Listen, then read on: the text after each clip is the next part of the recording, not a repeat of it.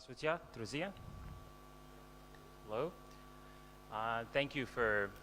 Спасибо I want to thank Strelka for inviting me Институту to Стрелка meet with за you today, and thank you for приглашение. coming.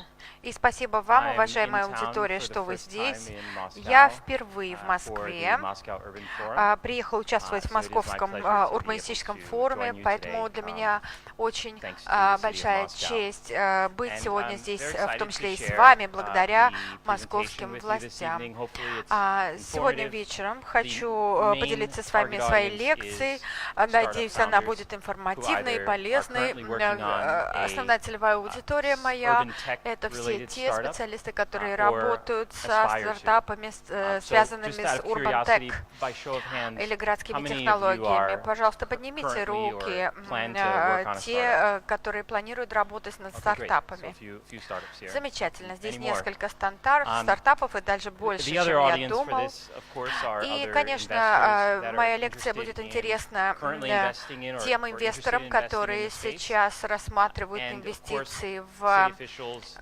and of course citizens themselves, the main городское stakeholders пространство in и, making cities конечно, better.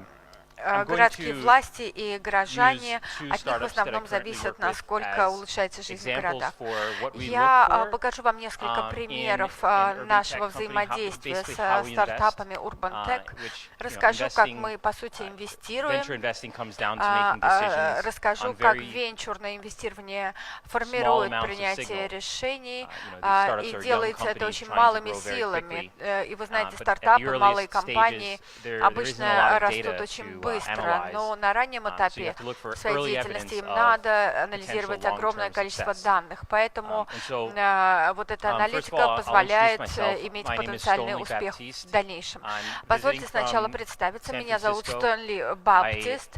Я Co-founded живу в and helped Сан-Франциско. run a venture fund called Urban Я Us, совместно с which партнерами focuses основал on, венчурный urban tech. We'll talk a комитет little bit more about Urban Urban Us's Us. portfolio and our Я investments. расскажу попозже о I'm портфеле also on the инвестиций investment Urban committee Us. for Urban Также я X, член which инвестиционного is a venture комитета accelerator Urban that X. shares a Это similar венчурная thesis организация, and thematic которая investing as we разделяет do. тоже видение и But it's a тематику, что и partnership with мы. BMW Mini, Это and партнерство it's с based in Brooklyn, so I spend a компанией little bit of time in New BMW York as well. Mini.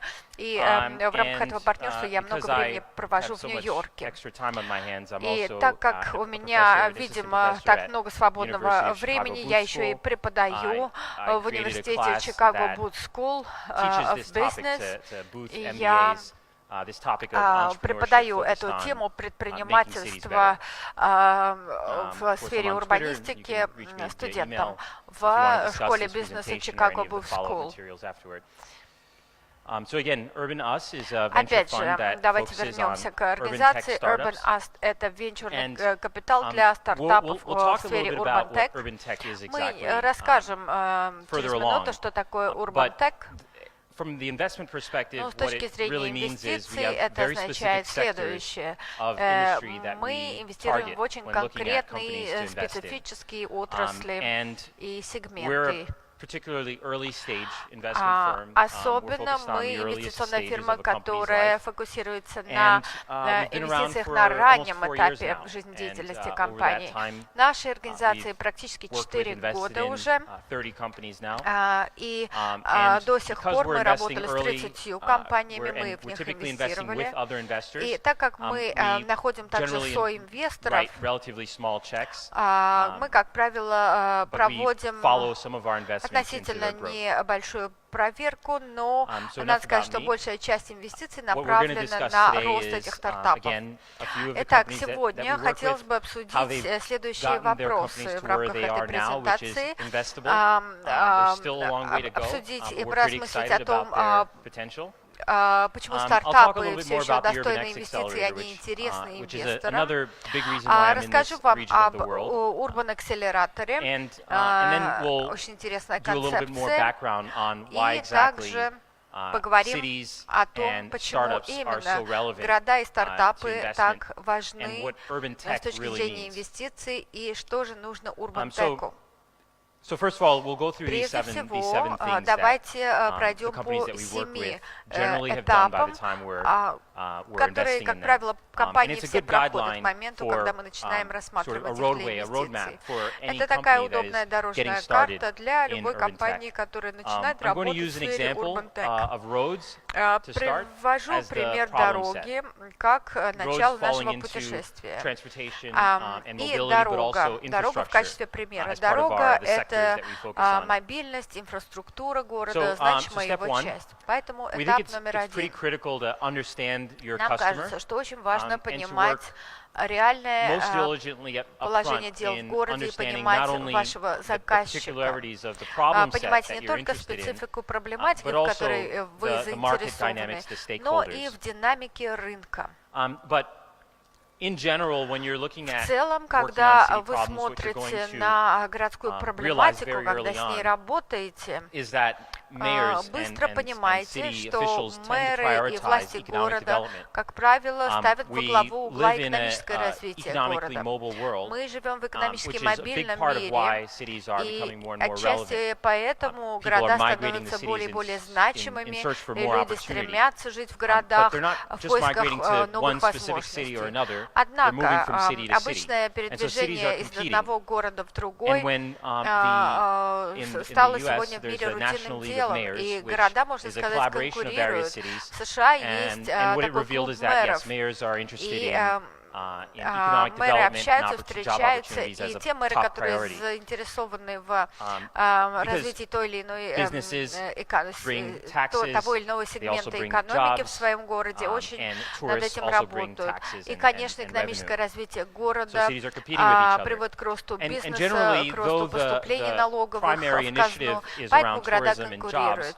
С одной стороны, это туризм и новые рабочие места. С другой стороны, почему люди любят те места, в которых они живут, почему, что их удерживает в городах. В первую очередь, это безопасность, и второе, это транспорт, мобильность, не только с работы домой и обратно, а вообще навигация по городу, насколько город удобен для пешехода.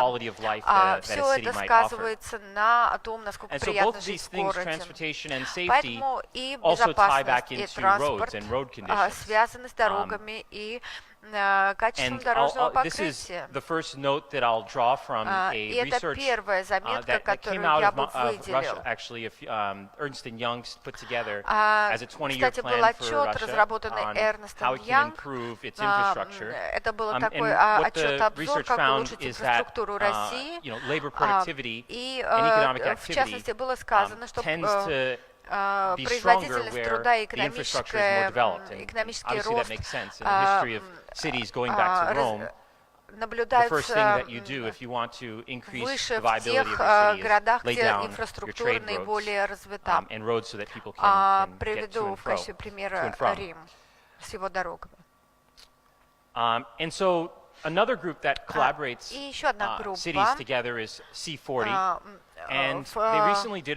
которая сотрудничает с городами, это группа C40. И недавно эта группа провела обзор, чтобы понять, что думают мэры о сфере своего контроля и влияния.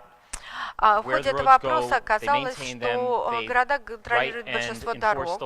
Они отвечают за безопасность на дорогах, за дорожное покрытие, за его ремонт и техническое обслуживание, и тратят много-много денег на поддержание хорошего состояния этих дорог. В США в ближайшие десятилетия намереваются потратить $700 миллиардов на улучшение дорожных условий, а в России эта цифра, согласно этому отчету 2013 года компании Ernst & Young, Россия направит $274 миллиона на улучшение дорог. Так что вы, наверное, уже понимаете проблематику. Дороги очень важны, и поддержание их в хорошем состоянии довольно дорогостоящее занятие. Шаг номер 2 – это разработка конкурентных решений. Мы работаем с технологическими стартапами, поэтому технологии являются большой составной частью ценности компании. И, естественно, мы говорим и о робототехнике. Есть такая компания американская Robotics, в которой мы инвестировали.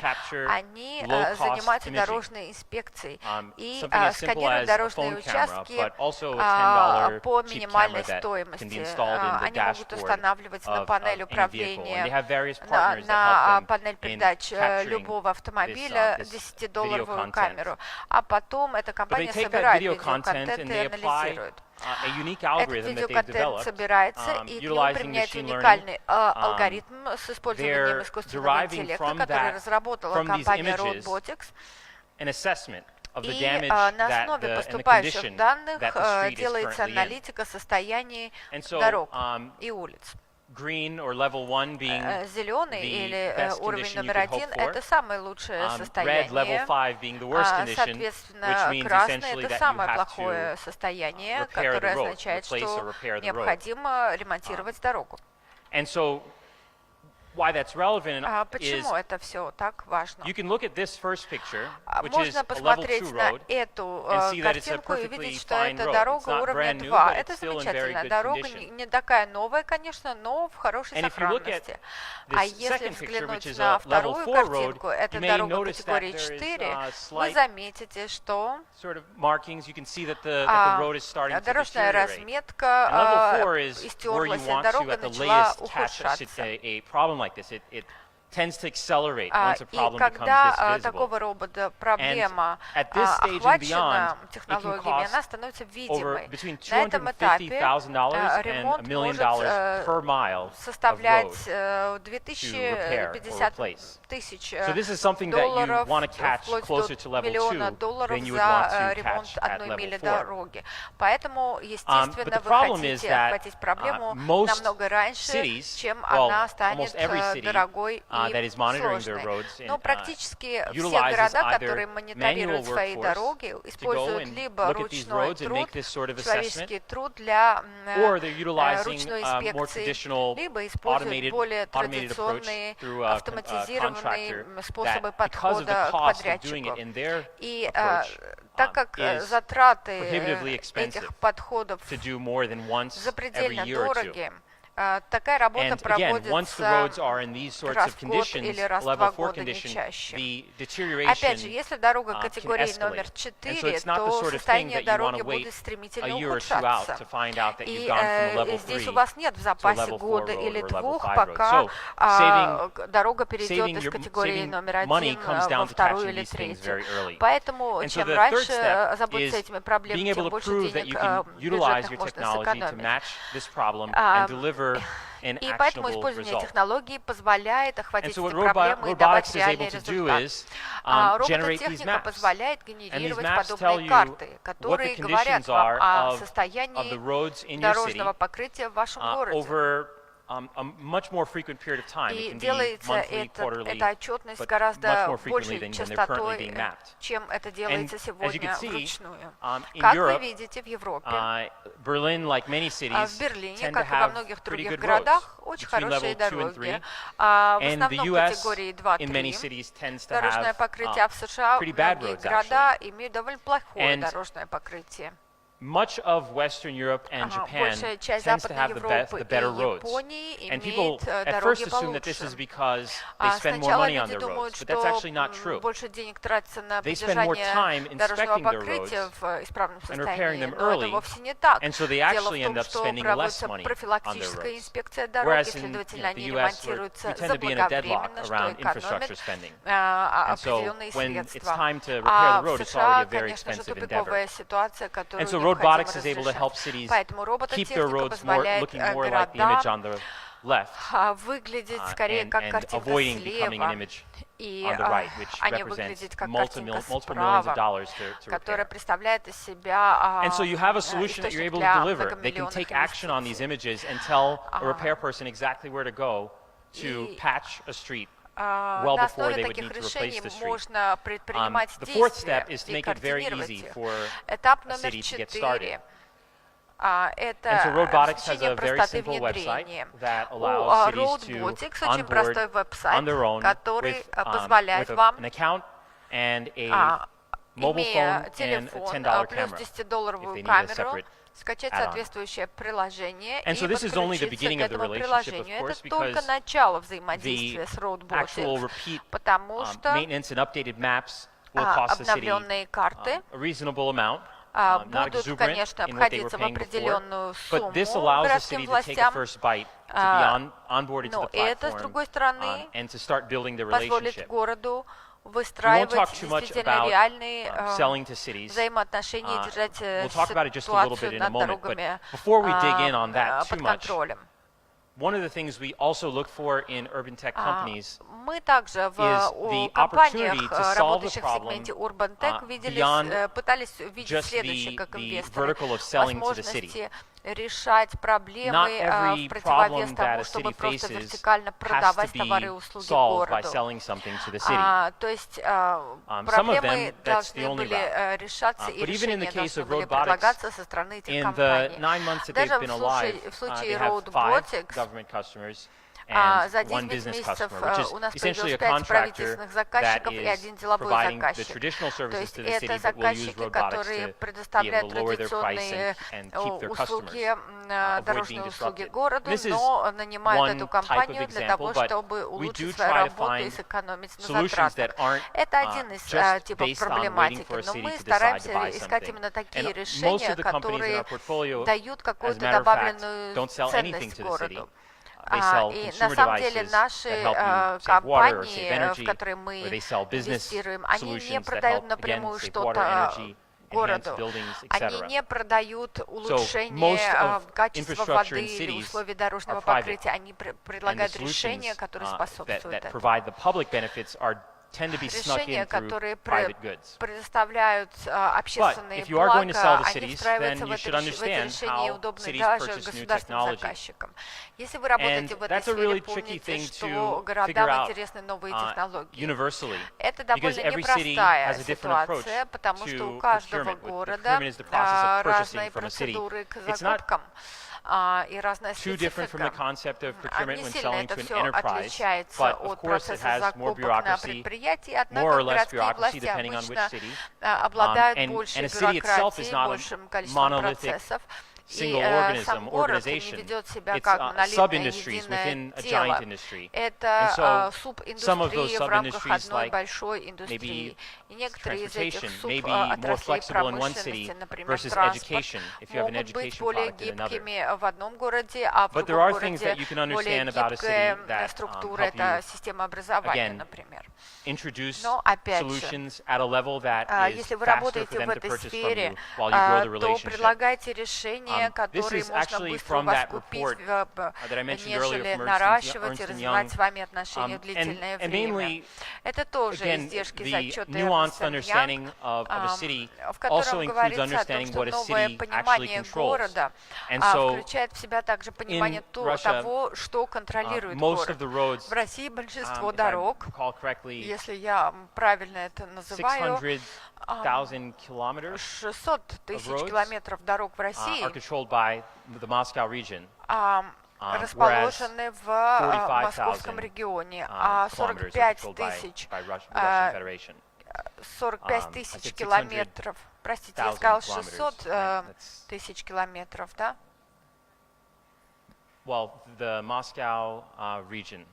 В Московской области, из них 45 тысяч километров только это федеральные трассы. Есть, конечно, важнейшие элементы инфраструктуры в Москве. Это корабельные порты, аэропорты, железная дорога и станции. Это все, конечно, контролируют федеральные власти.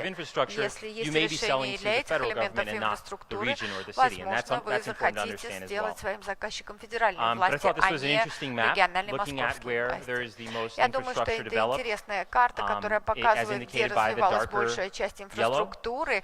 Посмотрите, это все окрашено на карте темно-желтым цветом. И вы видите, что в России еще предстоит пройти большой путь развития в том, что касается инфраструктуры. Это таит в себе, конечно, возможности. Этап номер 7 заручиться поддержкой.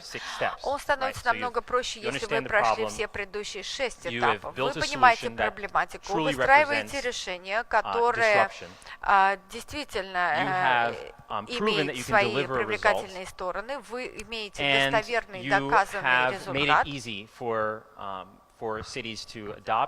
И вы делаете все возможное, чтобы город легко адаптировался к вашему решению. Также вы исследуете возможные опции, которые сделают работу города более эффективной. И я думаю, что сегодня имеется уникальная возможность работать с венчурными системами и помогать компаниям проходить с раннего этапа существования к ускорению и расширению, и распространению своих услуг на множество городов. Конечно, это путешествие можно совершать и в одиночку, но я думаю, вместе мы будем быстрее. Совершенно недавно мой фонд Urban X вошел в партнерство с компанией Mini BMW, и мы стали работать на ранних этапах с городскими проблемами, в частности в Бруклине 6-5 месяцев. Разрабатывали, помогали бизнес-развитию компании, ускорению выпуска ее компании на рынок. Я сейчас рассказываю об американских компаниях, но на самом деле мы открыты для компаний со всего мира. Компания Mini, конечно, глобальный бренд. Поэтому мы ожидаем, что она будет работать с заказчиками по всему миру. Мы работаем с этой командой. Помимо пространства и времени, мы предоставляем также инвестиции и доступ к экспертным знаниям и ресурсам BMW. Конечно, инвесторы и основатели, у нас I'll talk a little bit more about our portfolio, which I believe represents the best companies that have been built in urban tech over the last few years. But before I go forward, I want to give you just one more example, just to give clear context on what I mean by these 7 steps. I don't know if these are still in use. I grabbed this picture off of, these are still in use, okay? They're cute. Never get rid of them. I like the character of Moscow. So emergency vehicles, right? Most of us don't think about emergency vehicles unless we work in the space. We don't think about emergency vehicles until we have an emergency, which can be tough, or B, we're in traffic and there's an emergency vehicle coming up from right behind us, and after we stop wondering if we're being arrested or pulled over, we get out of the way so they can pass by. Understanding what the challenges are in a city, if you dig in on emergency vehicles, you realize that for a first responder, someone who works in the, with an ambulance or a fire truck, or even a police, they're in the most extreme danger when they're en route to a scene, because they are literally cutting through ongoing traffic, and they're aided only by lights and a siren that they're hoping that you hear and that you get out of the way and let them through. So that represents pretty significant risk and pretty significant cost to the city when an accident does happen. Liability, of course, tends to fall on the city. And so Hass Alert is another company we've recently invested in. And what they allow the city to do is to alert drivers in their vehicle when they're approaching an emergency vehicle. How many of you use Waze? Okay. Well, Waze is a company that came out of Israel that leverages the power of crowdsourced information to tell you when there's traffic or when there's a police speed trap, which we have often. And so Hass does something very similar. It alerts people when maybe you can't possibly hear the siren or see the lights. It alerts you that there's an emergency vehicle on the way. It also allows the emergency vehicle dispatchers to track where their vehicles are, where they've been, and if they need help. для того, чтобы понять, где автомобиль находится и нужна ли ему помощь. Вот такой вот результат. Эта компания сумела количественно подсчитать то, что раньше не подсчитывалось, куда направляются машины скорой помощи, каким путем и как сделать его безопаснее. И, в общем-то, они, по сути, создают цифровые световые сигналы и сирены. Methods like this И, to в alert принципе, в будущем, когда у нас будут беспилотные автомобили, подобные методы в трафике будущего, в машинах без водителя, могут оказаться очень полезными. Хас-алерт делает очень простым внедрение этого решения в городе. Надо просто скачать и установить в приложение в телефоне. И как только вы слышите сирену, как только сирена раздается в машине скорой помощи, приложение сразу же узнает, что это за машина, куда она направляется, и отправляет сигналы соответствующим водителям, находящимся на пути у этой машины скорой помощи. So again, Hasselert took the route of thinking beyond just government. I mentioned Waze before. Hasselert is now officially partnered with Waze to provide this data through the Waze interface, which people are looking at anyway to avoid speed traps and to avoid traffic congestion. Google purchased Waze a few years back, and so this data is also fed into Google Maps. There is a, I can pronounce this actually, это я могу даже произнести. Медицентр. Hospital. Да, это клиника. I think it's in Moscow. Насколько я помню, в Москве. Медицентр. I'm trying. I'm learning. Медицентр. Да, я, как видите, учу. I believe they're in the middle of conversations. So this would be a private hospital, I believe, that would utilize this for their ambulances. So it's not all government. But they, of course, have many government customers, as I mentioned before. They are currently working with the Grand Rapids Police and Fire Department, which required an understanding of how to introduce this as a pilot project, which means it started at a lower scale, at a lower cost, to prove that it actually can deliver these results. And since then, the relationship has expanded, and they were able to use this relationship to open up new pilots and new relationships with other cities. And Hasselert certainly sought help. They've been through the TechStars Accelerator, which is I believe, an international accelerator now, but it's a very large accelerator in the United States, and they have many tracks, one of which, many versions, one of which focuses on transportation and mobility, and they're partnered with Ford, the American Motor Company. And so now Haas is, of course, working with us, and we hope to help them accelerate to many more cities. And I want to talk a little bit about what urban tech is and the trends that we're seeing, why we're so excited to continue to invest in this space. One of the reasons why this is a particularly interesting investment space is right now it's extremely difficult to predict what's going to happen in cities. If you're a city planner or transit planner, your job is increasingly difficult because in Q1 of 2015, you were trying to plan around the development of what really just showed up 2 years ago, which is car sharing. Каршеринга, да, новой концепции, которая появилась 2 года назад. Она выделена синим цветом. Regions where car sharing didn't exist, it expanded in 2016, and probably expanded significantly faster than you would have expected to from 2015 to 2016. And this is representing the number of rides, number of miles driven. But then all of a sudden in 2017, something new shows up that's almost bigger than ride sharing was the year before, and that's bike sharing. dockless bike sharing. So how could you possibly predict this sort of thing and what you might need to adjust in your infrastructure? And taking one step back, how could you, as a city planner, have predicted that people would actually want this and would have made this investment, resulting in this sort of explosion of growth?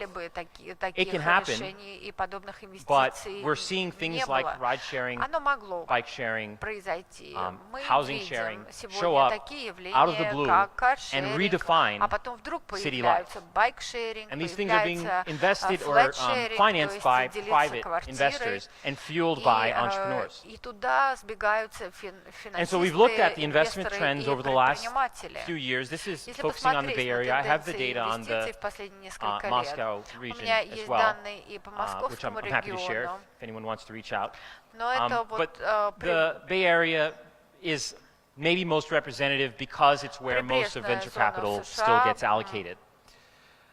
And as you can see, energy has always enjoyed a very large amount, an outsized percentage of the interest of investors, maybe because it costs so much to introduce new energy technologies. But what's even more interesting are the things here that are either still much ignored or still haven't even shown up. For example, water and air, or waste, and government. Government has sort of hung out for a while, but things like waste still represents almost nothing in venture investing, in private investments. Water seems to be shrinking. Air, thankfully, is getting more venture investing. And we wonder why, because these are not small industries. These are trillion-dollar industries at multiple layers, both in how they're sourced, how they're treated, but also the public health consequences of not getting water right, or having bad air. So we think it's a significant untapped opportunity. And we've surveyed the investors in our community multiple times to see how their interest has grown. And we continue to find increased interest in these sectors. Most surprising jump has been the government sector, which traditionally has struggled to find investor interest. But we think because of some of the companies that have risen over the last few years, a few of which are investments of ours, they've risen from nothing to significant amounts of venture investing, of venture investments, which at the earliest stages of venture investing, the only real metric that you can follow is how fast you're growing, which is represented by sales and additional investments from investors, meaning an increase in the value of your company. And so those sorts of things have been early proof or early signal for investors to get excited about government. And because there are more investors excited about companies that are selling to government, there are more of them that are getting educated about how to help startups that are working on government challenges. The other interesting trend is that over the last few years, the stages that a company gets investment has evolved. At least in the area investments, the old pathway tended to be your friends and family and your own money would get you to a prototype, what's called a friends and family round, and then maybe an angel investor, someone outside of your circle, or a richer friend in your circle, would invest maybe $200,000 or $500,000 in what would be called a pre-seed round. Then an early stage institutional investor would maybe invest $1 million or $2 million into your seed round. And from there, the expectation is that you prove out your product market fit, and you're just at the point of being able to trigger significant growth, and you're able to attract Series A investment, something closer to $3 or $5 million. But now what we're seeing is a splitting of that seed phase of life, where teams are going back out for money as they are going through this, what's called the valley of death, where most companies tend to fail. And so you're seeing additional opportunities to invest, which various venture firms are targeting those specific additional slots. And so one of the reasons why we decided to start working with BMW Mini on this accelerator is because we were investing traditionally at the seed stage or the seed 2 stage. But we also recognized that the only way we were going to influence these earlier investments into things like waste and water and government would be to find the companies at their earliest stages when they're just ideas or a first pilot. And they need that early support. And so now we're investing at the pre-seed stage. The other reason why, and the other thing that's worth noting in the venture investing even more broadly, is that the activity of corporate investors has significantly risen. And traditionally, corporations would invest as a strategic play to find solutions that they could absorb into their organization. And that would either be for efficiency, improve the organization, or it would be to enter a new market that they were either they tried to enter but failed or want to enter. But you now see more and more corporate venture capital investing purely for the benefit of financial upside, like a traditional investor. And so that's the second general bucket of corporate investor that you'll run into. And it's good to understand that if you're talking to a large corporation about investing in your company, which bucket they fall into. The latter, the strategic investor, will likely want more of you as far as a commitment and power over the future of your company. Whereas a financially motivated investor will just want to see you succeed. But there's a new type of corporate investor that we're seeing. And this is the corporate investor that, yes, is interested in the financial upside, but also strategically realizes that industries are shifting and changing around these core urban assets like infrastructure and energy and water and buildings. And Mini, really, BMW Mini shines in that category because they have a history of focusing on the future of urban living. And so we found that to be very exciting. And so, very quickly, I mean, it probably goes without saying, it's common knowledge now that cities are very important because, as I said before, it's where people go to find jobs and to connect with each other. Most of the global population is now living in cities, even more so over the next few decades. But at the same time that cities are becoming more populous, the disasters that happen in cities, some environmental and some political, are more concentrated. Most cities are coastal. The relationship with the environment is even more sensitive as we deal with extreme weather, with things like flooding, and earthquakes. The concentration of people are at even a greater risk. So it's very important that we solve these very old urban challenges because it's more and more important to the future of our society and our species. The other side of that coin is that cities, of course, are also contributing to some of the environmental challenges. Carbon emission is just one. And there are people on both sides of the science debate around the impact that carbon emissions are having on the global weather system. But carbon emissions also come with other types of emission that not only impact the ozone and climate, but also impact the quality of the air that we breathe. Things related to climate, to emissions, things like food waste, or even the fact that we eat so much meat, which results in methane emissions, also tie back to other systems of how we live and work in cities. So again, remember we talked about how much cities control roads. But there's another question in that survey, which was how much do cities control the cars and the vehicles that go on those roads? And the answer is very little. Moscow may pave a road, but they can't force you to buy a car and drive on that road. Ну, Москва, может быть, и вымостит дорогу, но она не может заставить вас купить автомобиль и водить его по этой дороге. Так что ответ на вопрос простой, именно люди контролируют эту часть. Many of these solutions will not be things that are Многие sold из to этих government. решений So a few more quick являются points. не In прерогативой venture investing, most правительства. companies fail, and even the ones that, some of them that don't fail, become, they survive, but they don't give this type of results or the type of returns that a venture capital firm seeks to make it a worthwhile investment. I mean, it's an understanding that that's going to happen most of the time, but a few times, hopefully, you'll have a outsized return from one or two of your companies that not only returns the investment in all of the other ones, but also hopefully helps you make your investors even more wealthy. But when we think about public benefits and impact, we also think of this same chart. Most companies that are trying to have an impact and solve a problem will fail. And some of them will succeed, but maybe only regionally, maybe only in some small cities or one or two cities here and there.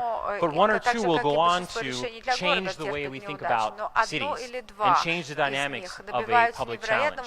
And so we're shooting for, as you can see, the same chart, but at the same time that we're shooting for an outsized financial return, we're also shooting for outsized public benefits. And there are examples of this already, right? I mean, Uber is here in Moscow now. For better or worse, it's transformed the way we think about transportation in cities. Other examples like WeWork, Nest, have changed the way we think about energy and built environment.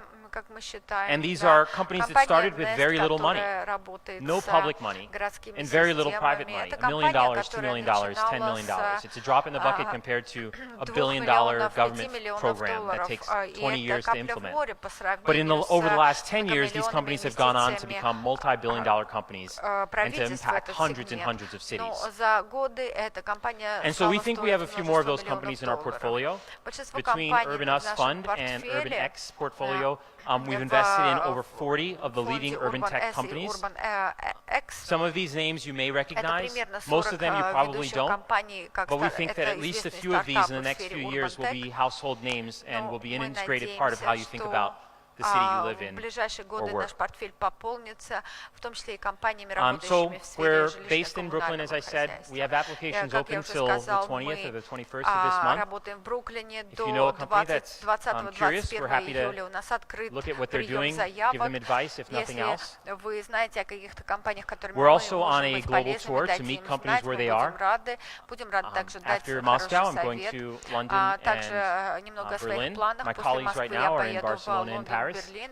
Meeting other urban tech investors and founders, entrepreneurs, to learn from them, but also to share what we're learning. Чтобы обменяться опытом и научиться у них. А теперь скажем вам спасибо за внимание. Oh, any questions? I have a few minutes for questions. У меня есть несколько минут на вопросы и ответы. Happy to try. И лучше дать мне наушник для перевода. Say that one more time. What is your normal profit, minimum profit you are invested in? So again, it's a portfolio strategy. So there's no way to really target an individual company's profit metric. It really, in the end, depends on how many companies you end up investing in. But the broad goal of the portfolio is something around 3x. Again, that's a goal.